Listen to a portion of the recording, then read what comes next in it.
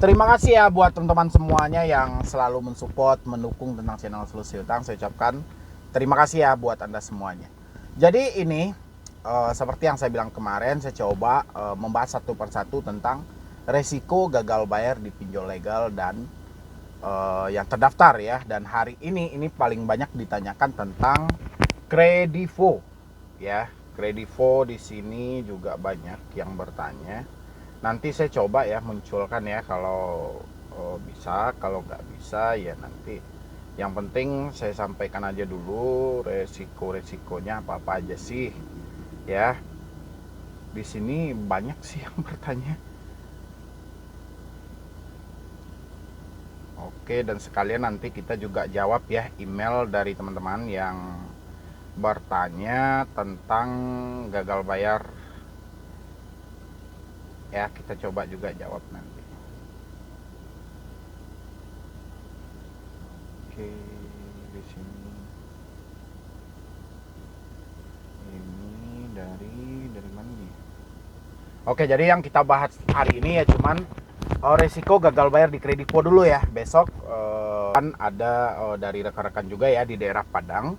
Dia kebetulan terjebak juga di Kredivo, cuman nggak begitu banyak ya. Di sini cuman 600.000. Cuman dari teman-teman semuanya juga boleh mensimak dan dijadikan ini sebagai sedikit jawaban atas keraguan Anda selama ini, supaya tidak terlalu down atau takut banget ya. Itu saya munculkan di layar Anda, saya munculkan di situ.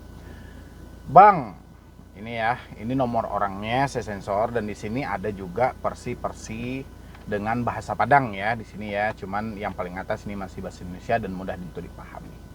Bang, kalau terkait Kredivo gimana bang? Ada nih rekan, sebutin atau enggak ya namanya ya? Sebutin aja ya, ada nih rekan Eca, dia terlambat bayar di Kredivo, tapi ndak ini campur, ndak ambil barang dobang, pinjam uang tunai, pinjam dia 600.000. Sekarang termasuk denda 686.800. Tapi sepertinya itu denda per bulan bang, karena dia sudah telat sekitar 2 mingguan. Tapi Kredivo ini cuman sesekali nagih bang, pakai akun Kredivo di WA. Dari ini tiba-tiba nagih, ancam mau nagih ke alamat. Cuma dendanya nggak nambah kok bang. Nah itu bagaimana bang? Soalnya Ca nggak tahu kalau Kredivo ini sejenis pinjol atau apa. Karena setahu Ca Kredivo ini kayak Shopee dan Aku-Laku bang. Apakah terjadi nantinya penagihan ke alamat itu bang? Ya ini dia bercampur aduk bahasanya. Cuman versinya masih bisa dimengerti ya. Jadi di sini dia melontarkan bahwa si teman dia itu minjam di Kredivo tapi bukan pembelian barang melainkan pinjaman uang sebesar 600.000. Tapi sekarang termasuk dendanya 686. Tapi sepertinya itu denda per bulan bang. Kalau denda itu biasanya per hari. Ya mungkin dia minjam 600.000 dan karena bunganya hitung-hitung sekian-sekian mungkin itu bunganya ya. Kalau hitungan denda itu biasanya dihitung per hari. Ya. Habis itu di sini dia bingung Kredivo ini sejenis apa sih sebenarnya. Oke. Kredivo ini dia memang banyak menawarkan dari segi fintechnya ya. Fintech itu lebih ke pendanaan untuk kita membeli suatu barang ya, baik itu handphone, elektronik dan lain sebagainya. Dan di samping itu juga dia juga menawarkan pinjolnya, pinjaman online-nya berupa uang tunai ya. Kalau misalnya kita ambil ke Shopee ataupun Aku-Laku juga hampir sama. Home credit juga hampir sama ya. Dan di sini yang jadi pertanyaannya adalah apakah terjadi nantinya penagihan ke alamat tuh bang? Kalau soal penagihan ke alamat, kita itu nggak usah memikirkan hal itu terlalu jauh. Ya, kenapa? Karena PR kita hari ini bukan memikirkan debt collector ini datang atau debt collector ini datang. PR kita hari ini adalah kayak mana Anda bisa menyelesaikan permasalahan hutang piutang Anda yang saat ini terikat di Kredivo sebesar 600.000 sekian. Ya. Jadi begitu juga dengan teman-teman semuanya. Ketika Anda tidak mampu bayar, jangan pikirkan debt collector mau datang mau nggak datang, itu urusan dia. Urusan kita hari ini kayak mana permasalahan pinjaman kita ini. Kapan kita mampu untuk menyelesaikan ini? Itu sebenarnya PR kita hari ini. Ya, jadi dari teman-teman semuanya ini tolong dipahami, karena saya perhatikan ini salah satu contoh ketika dia tidak mampu bayar malah memikirkan apakah dia akan datang ke alamat. Ya silahkan aja, mereka mau datang ke alamat, mau datang ke rumah, mau datang kemana, ya silahkan. Ya, mereka datang ke alamat, kalau kita ada uang kita bayar juga. Mereka datang ke alamat kalau kita tidak punya uang, ujung-ujungnya apa? Janji juga. Terus apa yang kita takutin sebenarnya? Ya, tadi kan saya bilang itu, saya ada judul video tadi sebelumnya saya upload, memang videonya agak pendek ya, dan saya sambung dengan tema dari beberapa video saya di hari-hari lalu dengan tema yang sama. Kita harus bongkar rasa takut ini.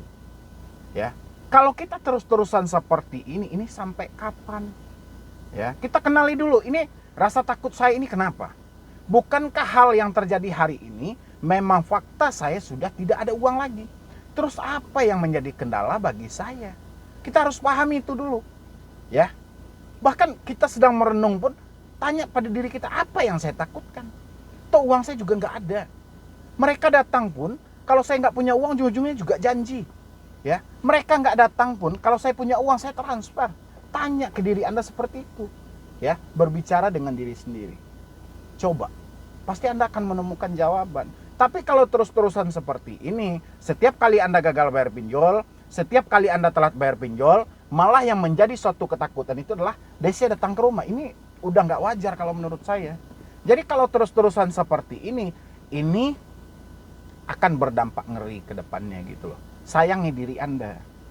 Ya.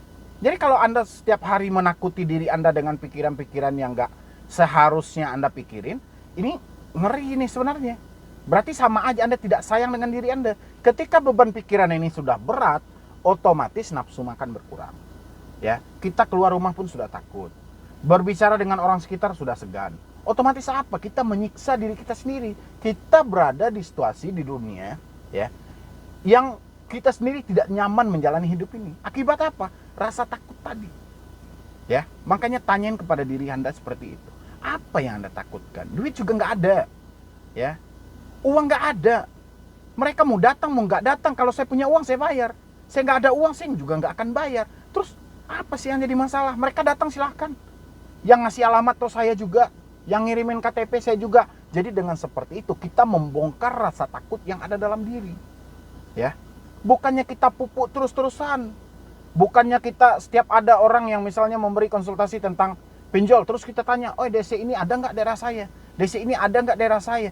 PR Anda bukan di situ. Jadi sama aja Anda menyiksa diri Anda sendiri. Sayangi diri Anda mulai hari ini, sayangi diri Anda.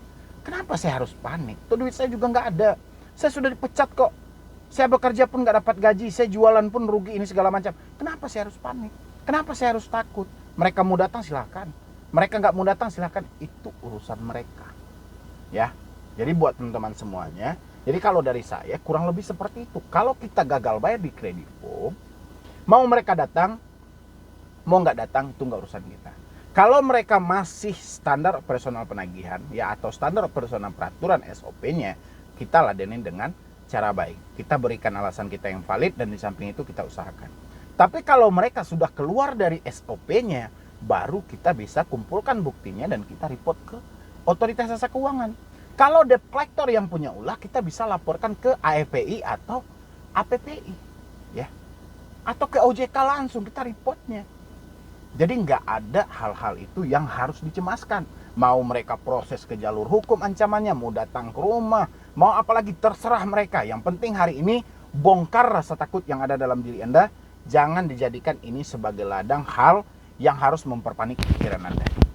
Ya, jadi mungkin dari saya cuma itu aja, ya kurang lebih. Jadi walaupun ini yang saya bahas hutangnya 600.000, bukan berarti hutang 1 juta berbeda, hutang 10 juta berbeda. Yang namanya hutang itu sama, mau kecil mau besar itu sama.